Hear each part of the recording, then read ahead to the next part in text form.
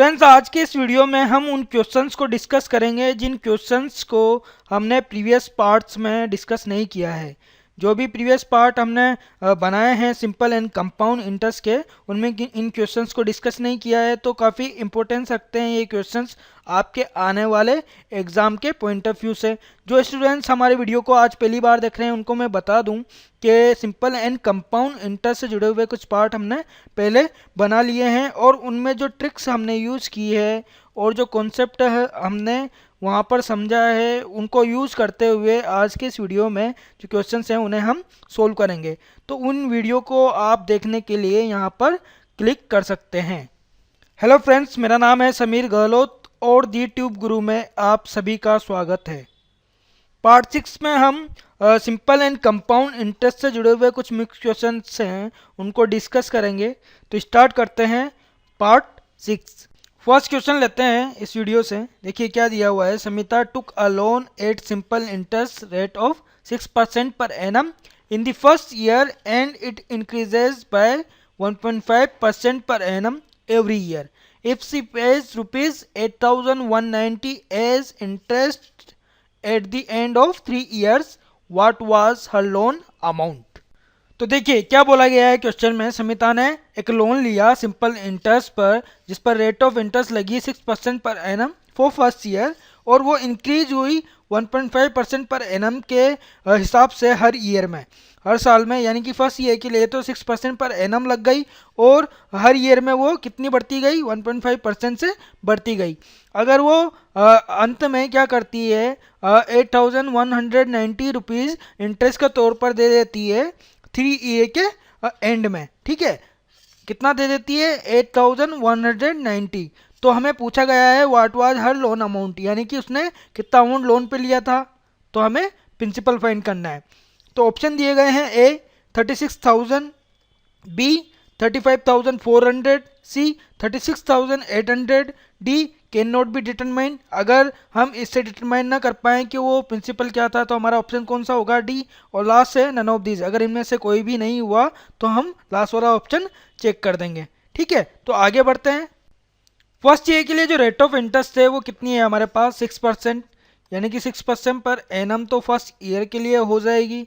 उसके बाद में क्या है कि एवरी ईयर 1.5% बढ़ेगी। यानी कि अगर मैं सेकेंड ईयर की बात करूं तो जो रेट ऑफ इंटरेस्ट होगी वो क्या होगी, 6 + 1.5 यानी कि 7.5%। और इसी तरह से थर्ड ईयर के लिए बात करूं, भाई 3 ईयर तक उसने इंटरेस्ट दिया, तो थर्ड ईयर की मैं बात करूं तो जो इंटरेस्ट रेट होगी वो क्या हो जाएगी, 1.5 ऐड हो जाएगा 7.5 में।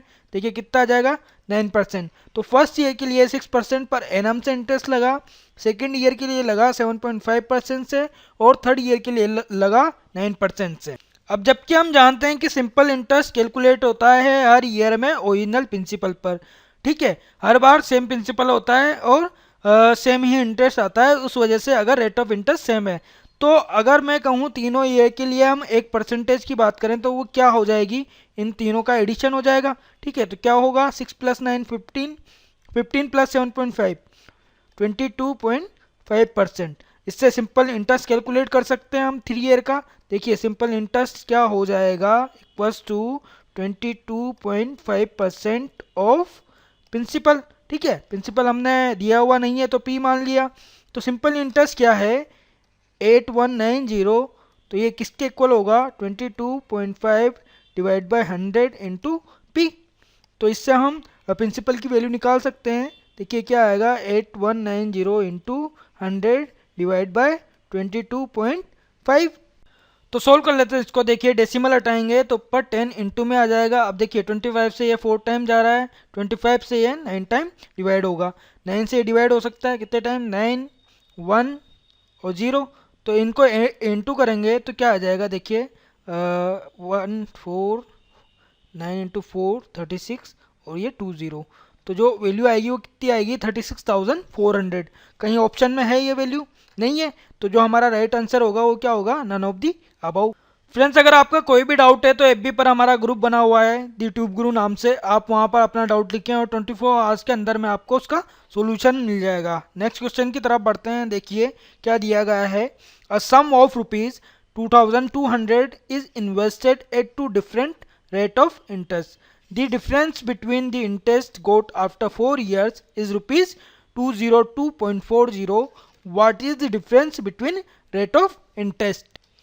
तो कहा गया है कि 2200 इन्वेस्ट किए गए two different rate of interest से, दो अलग अलग रेट ऑफ इंटरेस्ट पर 2200 को इन्वेस्ट किया गया और उससे जो डिफरेंस आया वो डिफरेंस कितना आया 4 ईयर के बाद में 202.40, यानी कि 202.40 डिफरेंस आया 4 ईयर के बाद में।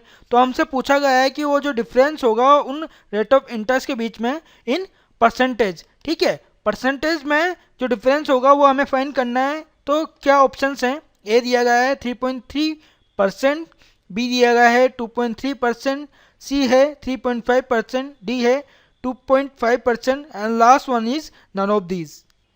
तो हमें डिफरेंस फाइंड करना है रेट ऑफ इंटरेस्ट के बीच में। तो देखिए समझिएगा इसके पीछे का अप्रोच क्या रहेगा। अगर मैं कहूँ कि रेट ऑफ इंटरेस्ट जो फर्स्ट रेट ऑफ इंटरेस्ट थी जिस पर ये दिया गया है वो R1 थी और जो सेकंड रेट ऑफ इंटरेस्ट थी जिस पर ये इन्वेस्ट किया गया वो R2 थी, तो इन दोनों के बीच का डिफरेंस हो क्या जाएगा एक्चुअल में R1 माइनस R2, ठीक है। अब ये 1 ईयर के लिए होगा, इनका डिफरेंस 1 ईयर के लिए होगा, लेकिन हम किस लिए यूज कर रहे हैं 4 ईयर की बात कर रहे हैं जब ये सिंपल इंटरेस्ट आया। तो 4 ईयर के लिए जो भी परसेंटेज वैल्यू आएगी इनके डिफरेंस की वो किस पर कैलकुलेट होगी 2200 पर, और इससे सिंपल इंटरेस्ट में जो डिफरेंस आया वो कितना आया 202.40 होगा। तो देखिए सोल्व कर लेते हैं इसको। क्या हो जाएगा R1 minus R2 divide by 100 into 4 है ही, ठीक है, इंटू 2200 इक्वल्स टू 202.40। तो हमारे पास जो R1 माइनस R2 की वैल्यू आएगी वो किस तरह से आएगी, देखिए 202.40 इंटू ये उधर जाएगा तो ऊपर आ जाएगा, ठीक है, और 4 डिवाइड में आ जाएगा, 2200 भी डिवाइड में आ जाएगा। 20 से 20 कैंसिल आउट हो जाएगा, ठीक है। अब ये डेसिमल हटाएंगे तो 100 डिवाइड में आ जाएगा, 10 से 10 कैंसिल आउट हो जाएगा। 4 से ये डिवाइड होगा, देखिए कितने टाइम 506 टाइम, और ये 11 से डिवाइड हो सकता है, ये भी 11 से डिवाइड हो जाएगा, ये 2 टाइम, और ये 46 टाइम। 2 से डिवाइड होगा 23 टाइम, और देखिए 10 से डिवाइड होने के बाद में जो डिफरेंस परसेंटेज होगी वो क्या होगी 2.3%। कहीं पर ऑप्शन है, ऑप्शन बी हमारा राइट आंसर होगा। फ्रेंड्स हमारे वीडियो अगर आपको पसंद आ रहे हैं, आपके लिए हेल्पफुल हैं, तो लाइक ज़रूर कीजिएगा, अपने फ्रेंड्स को शेयर कीजिएगा। हमसे जुड़ने के लिए आप यहाँ पर क्लिक करके सब्सक्राइब कर सकते हैं इस चैनल को, और व्हाट्सएप पर भी आप नोटिफिकेशन पा सकते हैं।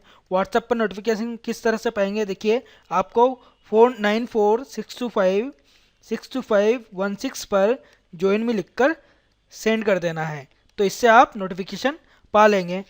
नेक्स्ट क्वेश्चन की तरफ बढ़ते हैं। देखिए क्या दिया हुआ है, a sum of money at simple interest amounts to rupees 14,160 in 3 years. If the rate of interest is increased to 25%, the same sum amounts to rupees 14,700 in the same time. The rate of interest is, options दिए गए हैं, A 5%, B 5 with 1/2%, C 6%, D 7% and last one is none of these. अगर इनमें से कोई भी सही नहीं हुआ तो हमारा जो लास्ट ऑप्शन होगा वो राइट आंसर होगा। तो देखिए क्या बोला गया है, कोई मनी थी उस पर सिंपल इंटरेस्ट लगा और वो अमाउंट में तब्दील होकर कितनी हो गई 14,160 3 ईयर में। तो कोई रेट ऑफ इंटरेस्ट लगी होगी जिससे ये कितना हो गया 14,160, ठीक है। अब बोला गया है कि वो जो रेट ऑफ इंटरेस्ट थी उसमें इंक्रीज करना था किससे 25 से, और दोबारा कैलकुलेशन करी तो क्या हुआ कि वो जो अमाउंट थी वो कितनी हो गई 14,700, और उसी टाइम के लिए यानी कि 3 ईयर के लिए। तो हमसे पूछा गया है कि जो इंटरेस्ट था, रेट ऑफ इंटरेस्ट था फर्स्ट अमाउंट को कैलकुलेट करने के लिए, वो रेट ऑफ इंटरेस्ट कितना था, ठीक है। तो रेट ऑफ इंटरेस्ट को फाइंड करने के लिए सबसे पहले हमें फाइंड करना होगा प्रिंसिपल क्या था। प्रिंसिपल आने के बाद में जैसे अमाउंट तो हमें दिया हुआ है 3 ईयर का, तो हम क्या फाइंड कर सकते हैं, सिंपल इंटरेस्ट फाइंड कर सकते हैं। ठीक है, उससे ही हम क्या फाइंड करेंगे, रेट ऑफ इंटरेस्ट, क्योंकि प्रिंसिपल पर जिस परसेंट से कैलकुलेशन हुई होगी उसी से तो सिंपल इंटरेस्ट आया, तो रेट ऑफ इंटरेस्ट हमें मिल जाएगी। तो अमाउंट क्या होता है, अमाउंट होता है प्रिंसिपल और इंटरेस्ट का सम। तो परसेंटेज में हम क्या मानते हैं, प्रिंसिपल को 100% मानते हैं, और इंटरेस्ट किसकी वजह से आता है, उस रेट ऑफ इंटरेस्ट की वजह से आता है। तो क्या होता है वो R%। तो टोटल अमाउंट होता क्या है 100 प्लस R%। तो फर्स्ट अगर अमाउंट के लिए बात करें तो जो अमाउंट होगी वो कितनी परसेंट होगी, 100 प्लस 3R, क्योंकि इंटरेस्ट कितने ईयर का है, 3 ईयर का। तो कितना हो जाएगा 100 प्लस 3R% ऑफ प्रिंसिपल, भाई प्रिंसिपल पर कैलकुलेट होगा, और उससे कितना आया 14,160। इसको सोल्व कर लेते हैं, 100 डिवाइड में आएगा तो यहाँ पर क्या आ जाएगा 1 into P plus 3RP divide by 100 equals to 14,160। ये हमारी इक्वेशन 1 हो जाएगी। अब देखिए जो सेकंड अमाउंट है उसके लिए रेट ऑफ इंटरेस्ट कितनी लगी थी, R, और उसमें 25% से इंक्रीज हो गया था, तो कितनी हो गई R plus 25 divide by 100 R। तो इसको थोड़ा सा सोल्व कर लेते हैं, क्या आ जाएगा 125 डिवाइड बाय 100 R। 25 से डिवाइड होगा कितने टाइम, 5 टाइम, और ये 4 टाइम, तो टोटल कितना हो जाएगा 5/4 R। ये रेट ऑफ इंटरेस्ट यूज हुई सेकंड अमाउंट के लिए। तो देखिए थर्ड ईयर के लिए जो अमाउंट होगा, 3 ईयर के लिए जो अमाउंट होगा वो कितना हो जाएगा 100 प्लस 3R, कितना हो जाएगा 3 into 5/R% of principal equals to 14,700। इसको सोल्व कर लेते हैं, देखिए क्या आएगा, 100 डिवाइड हो जाएगा तो P इंटू होगा P plus 3 into 5RP divide by 4 into 100। भाई यहाँ पर 100 से 100 तो कैंसिल हो जाता, ठीक है, तो कितना आ जाएगा 14,700, और ये हमारी क्या होगी सेकंड इक्वेशन। अब जैसा कि आप देख रहे हैं फर्स्ट और सेकंड इक्वेशन हमारे पास है, तो फर्स्ट और सेकंड इक्वेशन को मिला के हम क्या लिख सकते हैं, दोनों से 3RP डिवाइड बाय 100 क्या होगा 14,160 माइनस P। भाई ये P उधर जाएगा तो माइनस में आ जाएगा, तो इस वैल्यू को हम यहाँ पर पुट कर सकते हैं। देखिए यहाँ पर वैल्यू दी गई है 3RP डिवाइड बाय 100, तो देखिए हो क्या जाएगा P plus 5/4 14,160 minus P equals to कितना हो जाएगा 14,700।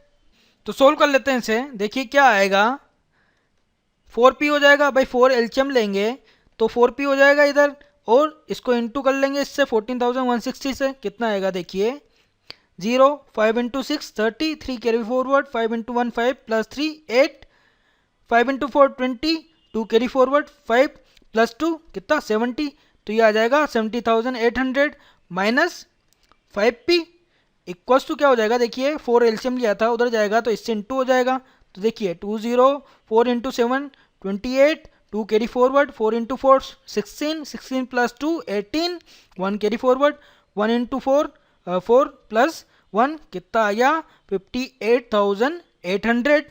आगे सोल्व करते हैं इसे, देखिए क्या हो जाएगा 4P माइनस 5P यानी कि माइनस का P, 70,800 उधर जाएगा तो माइनस का हो जाएगा, तो 58,800 में से हमें सब्ट्रैक्ट करना है 70,800, तो देखिए क्या आ जाएगा माइनस 12,000। तो जो माइनस से माइनस कैंसिल हो जाएगा और हमारा प्रिंसिपल क्या आ जाएगा 12,000। अब जबकि प्रिंसिपल हमें मिल चुका है तो हम अमाउंट से और प्रिंसिपल से सिंपल इंटरेस्ट निकाल सकते हैं 3 ईयर का। देखिए सिंपल इंटरेस्ट क्या हो जाएगा 3 ईयर का अमाउंट माइनस प्रिंसिपल, तो जो 14,160 में से हमें 12,000 माइनस करना है, कितना आ जाएगा, इन दोनों को माइनस करते हैं तो 2160। ये 3 ईयर का सिंपल इंटरेस्ट होगा, तो सिंपल इंटरेस्ट 1 ईयर के लिए क्या हो जाएगा 2160 डिवाइड बाय 3, तो कितना आ जाएगा 720, यानी कि 720 1 ईयर का इंटरेस्ट होगा। तो हम कह सकते हैं जो भी रेट ऑफ इंटरेस्ट रही होगी प्रिंसिपल पर कैलकुलेट करने के बाद में 1 ईयर का जो सिंपल इंटरेस्ट होगा वो कितना आया 720। तो हम बोल सकते हैं R% ऑफ प्रिंसिपल कितना 12,000 इक्वल्स टू कितना आ जाएगा 720। भाई सिंपल इंटरेस्ट हमें मिल जाएगा। तो देखिए आर इससे क्या हो जाएगा 720 इंटू परसेंटेज हटेगा डिवाइड में आएगा और इधर आने के बाद में इंटू में हो जाएगा डिवाइड बाय 12,000। 20 से 20 कैंसिल, 10 से 10 कैंसिल, ये से डिवाइड होगा कितने टाइम 6 टाइम। तो आर जो हमारी रेट ऑफ इंटरेस्ट है वो क्या आ जाएगी 6%, यानी कि ऑप्शन सी। नेक्स्ट क्वेश्चन की तरफ बढ़ते हैं। क्या दिया हुआ है a sum of money placed at compound interest double itself in 4 years, in how many years will it amount to 8 times itself. तो क्वेश्चन में बोला गया है कोई मनी पर कंपाउंड इंटरेस्ट लगा जिससे वो अपने से डबल हो गई कितने टाइम पीरियड में 4 ईयर में, और हमसे पूछा गया है कि वो अपने से 8 टाइम कितने टाइम पीरियड में हो जाएगी, यानी कि अपने से 8 गुना कितने टाइम पीरियड में हो जाएगी। मान लीजिए फ्रेंड्स वो वैल्यू कितनी थी 100, तो वो अपने से कितनी हो गई डबल हो गई, यानी कि 200 हो गई कितने टाइम पीरियड में 4 ईयर में। अगर मैं 200 की बात करूं तो ये अपने से डबल हो जाएगी कितने टाइम पीरियड में 4 ईयर में, और कितनी हो जाएगी 400। अब 400 वैल्यू है ये भी अपने से डबल हो जाएगी कितने टाइम में 4 ईयर में, यानी कि कितनी हो जाएगी 800। अब देखिए फ्रेंड्स फर्स्ट हमारी जो वैल्यू थी 100 उसका 8 टाइम्स हो गया 800, ठीक है, और ये कितने टाइम में हुआ 4 + 4 + 4 यानी कि 12 ईयर्स, ठीक है। आप इसे इस तरह से भी समझ सकते हैं कि कोई वैल्यू थी x, वो अपने से डबल हो गई 2x हो गई कितने टाइम पीरियड में 4 ईयर में, और वो अपने से भी डबल हो जाएगी कितने टाइम पीरियड में 4 ईयर में, कितनी हो जाएगी 4x, और 4x भी अपने से डबल हो जाएगी कितने टाइम पीरियड में 4 ईयर में, यानी कि 8x। तो जो फर्स्ट वैल्यू थी उसका 8 टाइम हो गया 8x, तो कितने टाइम पीरियड में हुआ ये 4 + 4 + 4 यानी कि 12 ईयर्स। फ्रेंड्स इस तरह के क्वेश्चंस को हम इस कॉन्सेप्ट का यूज करके काफ़ी इजी वे में सोल्व कर सकते हैं बहुत कम टाइम में, ठीक है। अगर आपको ये वीडियो हमारा पसंद आ रहा है तो फ्रेंड्स लाइक ज़रूर कीजिएगा। अगर आपका कोई भी डाउट है तो एफबी पर हमारा ग्रुप बना हुआ है दी ट्यूब गुरु नाम से, आप वहाँ पर डाउट लिखें अपना, 24 आवर्स में आपको अपना सोल्यूशन मिल जाएगा। नेक्स्ट क्वेश्चन की तरफ बढ़ते हैं।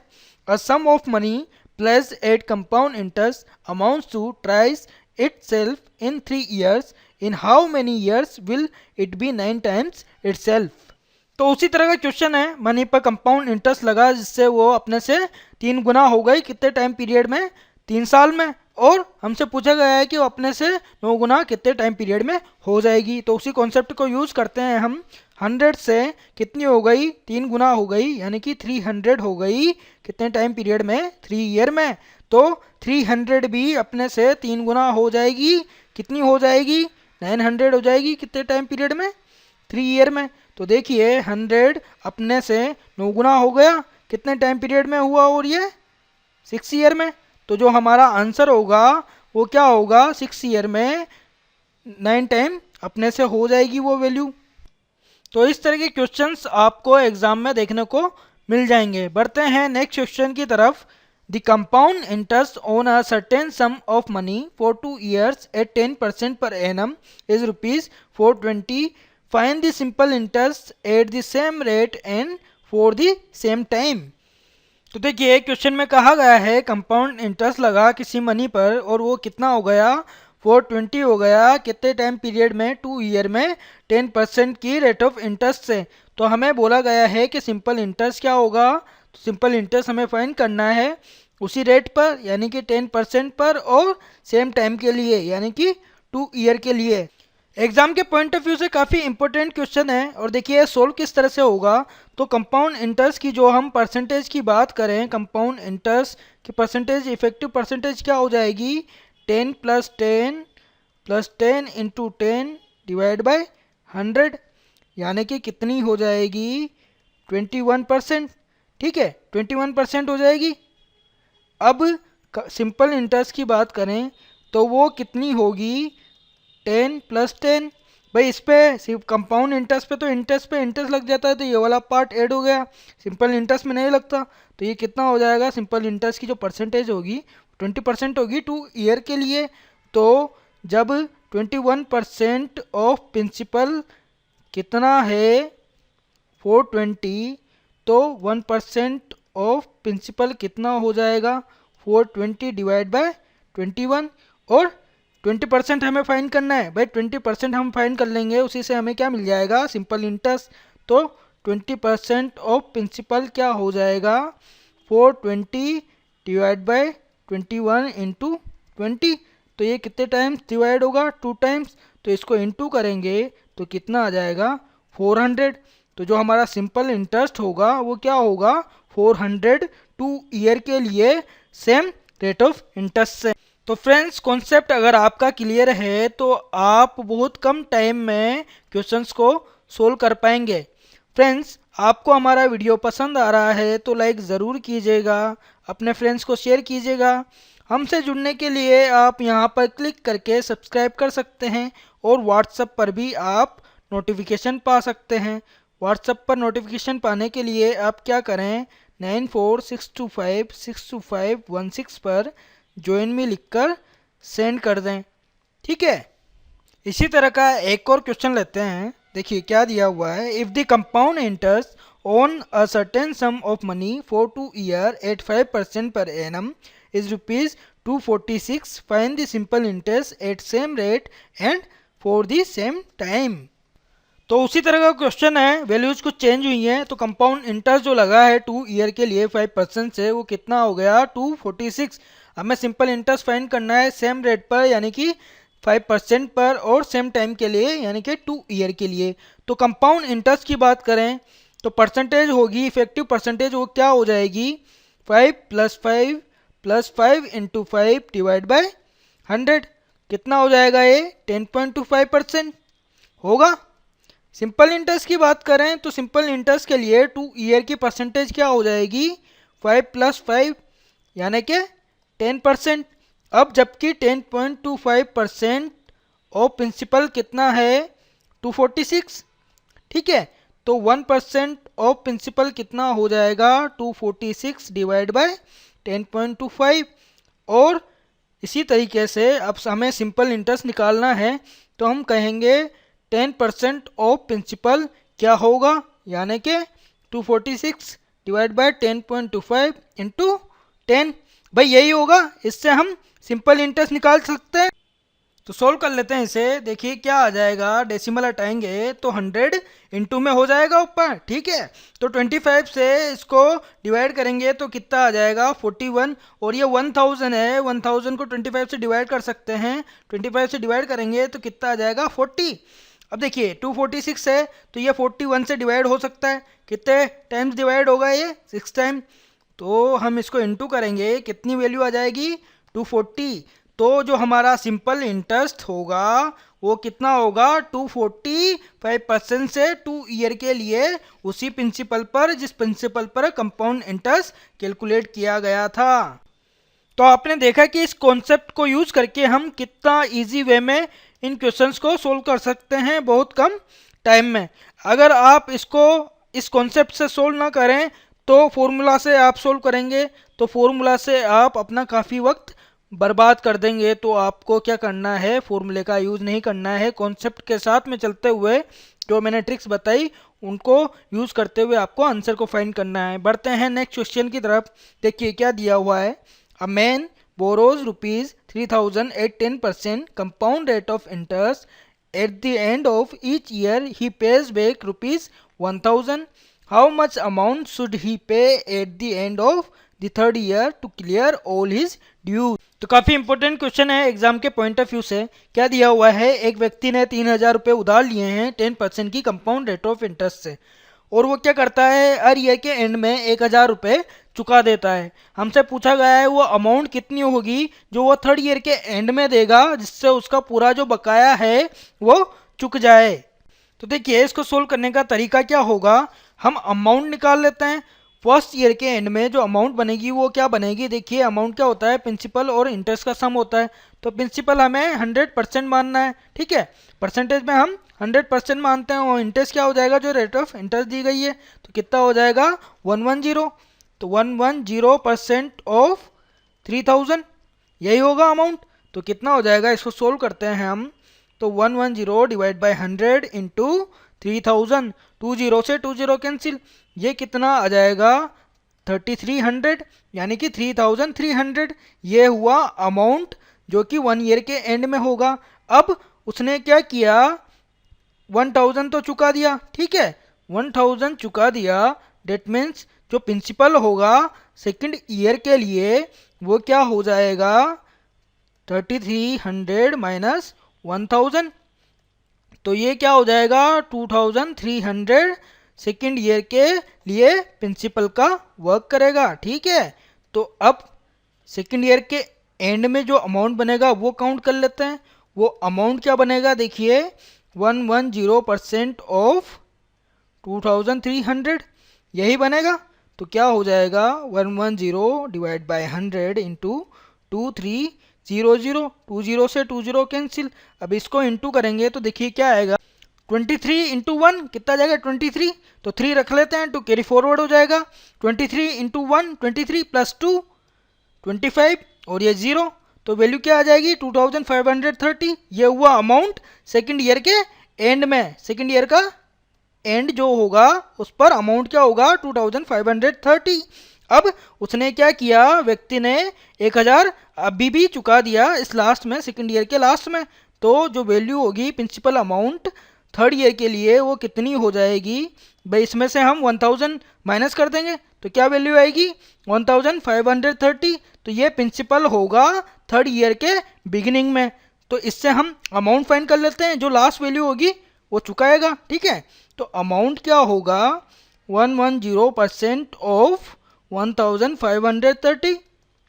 सोल्व करते हैं इसे, 110 divide by 100 into 1530 equals to, तो क्या हो जाएगा 20 से 20 कैंसिल आउट हो जाएंगी। अब 11 को 153 से इंटू करना है तो देखिए क्या आएगा 153 इंटू 1 यानी कि 153, 3 हम रख लेते हैं, 15 कैरी फॉरवर्ड हो जाएगा। तो 1 इंटू 153 फिर से 153 आएगा और उसमें हमें ऐड करना है 15 को, तो कितना आ जाएगा 168। तो वैल्यू होगी वो क्या आ जाएगी 1683। ये अमाउंट होगी थर्ड ईयर के एंड में और यही उसे चुकानी होगी, अपना पूरा जो बकाया है उसे चुकाने के लिए, ठीक है। तो ये वैल्यू अमाउंट जो होगी यही उसे चुकानी होगी और हमारा आंसर क्या होगा 1683। तो हमने किया क्या, क्वेश्चन में जैसा बोला गया हमने वैसा ही किया। अमाउंट हमने फाइंड किया फर्स्ट ईयर के एंड के लिए और उस व्यक्ति को बोला गया है कि वो 1000 चुका देता है एंड में, तो हमने 1000 माइनस कर दिया और सेकेंड ईयर के लिए हमें प्रिंसिपल मिल गया 2300। 2300 से हमने अमाउंट कैलकुलेट किया सेकेंड ईयर के एंड के लिए, तो वो क्या आया 2530। अब उसने फिर से 1000 चुका दिए, तो अब जो प्रिंसिपल होगा थर्ड ईयर के लिए वो क्या हो गया 1530। अब इस प्रिंसिपल से हमने अमाउंट कैलकुलेट कर लिया थर्ड ईयर के एंड के लिए। अब थर्ड ईयर के एंड में तो उसे पूरा ही चुकाना है, तो ये वैल्यू क्या होगी 1683। तो फ्रेंड्स सबसे पहले आपको कॉन्सेप्ट समझना है कि तरीका क्या है उस क्वेश्चन को सोल्व करने का, और उसके बाद में मैंने जो ट्रिक्स आपको बताई उनको अप्लाई करना है ताकि आप कम से कम टाइम में क्वेश्चंस को सोल्व कर पाएँ।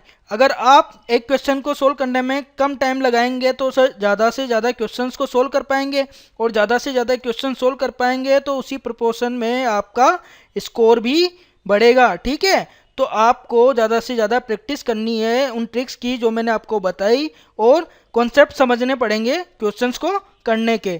फ्रेंड्स आपको ये वीडियो पसंद आया तो लाइक ज़रूर कीजिएगा, अपने फ्रेंड्स के साथ में शेयर कीजिएगा। हमसे जुड़ने के लिए आप यहाँ पर क्लिक करके सब्सक्राइब कर सकते हैं। व्हाट्सएप पर भी आप नोटिफिकेशन पा सकते हैं। व्हाट्सएप पर नोटिफिकेशन पाने के लिए आप 9462562516 पर ज्वाइन मी लिखकर सेंड कर दें।